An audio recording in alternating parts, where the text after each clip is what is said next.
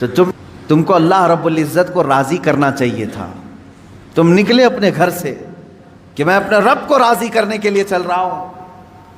درمیان میں تمہیں کوئی دوست ملا, اس نے یہ بتایا کہ فلاں دوست تو تجھ سے بہت ناراض ہے, پتہ نہیں کل تو نے اس کو کچھ کر دیا تھا, کیا تو نے کچھ کیا تھا, تمہارے دل میں اس دوست کی ناراضگی کی بات آئی, سوچا کہ اس کو منا لیتا ہوں کسی طرح, یا جھگڑا کر لیں یا کچھ بھی.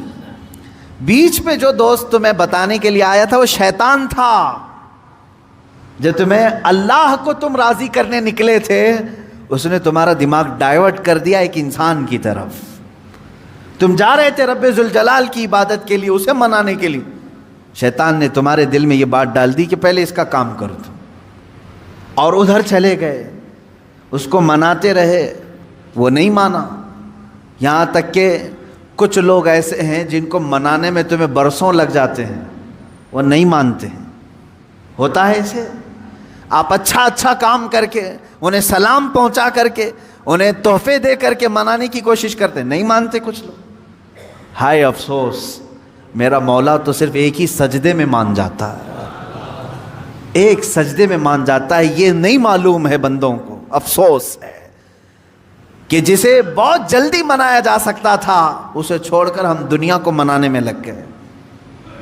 آپ پوری زندگی کا اگر تجزیہ کریں تو میں آپ کو بتاتا ہوں, ساری چینجز آپ نے صرف اور صرف دنیا والوں کے لیے کر لی. اپنے آپ میں ساری چینجز آپ نے دنیا کو دیکھا, یہ بہت فیشن کر رہی ہے, اور اس طرح سے اگر میں کپڑے پہنوں تو یہ مجھے عزت سے دیکھیں گے, نہیں پہنوں گا تو مجھ سے دور ہو جائیں گے.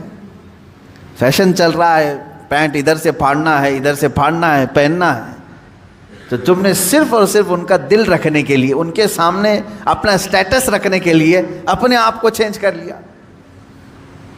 شیطان ہے وہ جو تمہیں عیاشی کی طرف لے جاتے ہیں انسانوں کی شکل میں. قرآن پاک میں آپ نے نہیں سنا, اللہ رب العزت نے فرمایا من الجنتی والناس, یعنی وسوسے ڈالنے والے جو شیاطین ہوتے ہیں وہ جنات میں سے بھی ہوتے ہیں, انسانوں میں سے بھی ہوتے ہیں. شیاطین الانس والجن, قرآن میں یہ بھی آیا ہے. انسانوں میں بھی شیطان ہوتے ہیں, جنات میں بھی شیطان ہوتے ہیں. انسانوں میں کیسے؟ تمہارے دوست کی شکل میں آئے گا, کبھی تمہیں پتہ بھی نہیں چلے گا, اور وہ تمہارا ذہن ڈائیورٹ کر رہا ہوگا, تمہیں بھٹکا رہا ہوگا, اور اس کی باتوں پر تم نے اپنے آپ کو بدل لیا. ایک مسئلہ میں آپ کو بتا دوں, شریعت کا مسئلہ, اس سے آپ اندازہ کریں کہ ہم کس قدر شیطان کی پیروی کرتے ہیں اور کتنی جلدی ڈائیورٹ ہو جاتے ہیں. ہمیں منانا چاہیے تھا اللہ کو, کیونکہ وہی ہماری منزل ہے, وہی ہمارا مقصود ہے, لیکن ہر دن ہر لمحے ہم ڈائیورٹ ہوتے جاتے ہیں. اب مسئلہ جو میں بتا رہا تھا وہ یہ ہے, دو مسئلے میں بتاتا ہوں, ایک نماز کا ہے, ایک وضو کا ہے.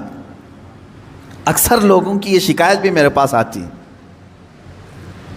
استنجا کر کے آئے, پیشاب کر کے باہر آئے, وضو کرنے کے لیے بیٹھے تو ایسا لگ رہا ہے کہ قطرہ ٹپک رہا ہے.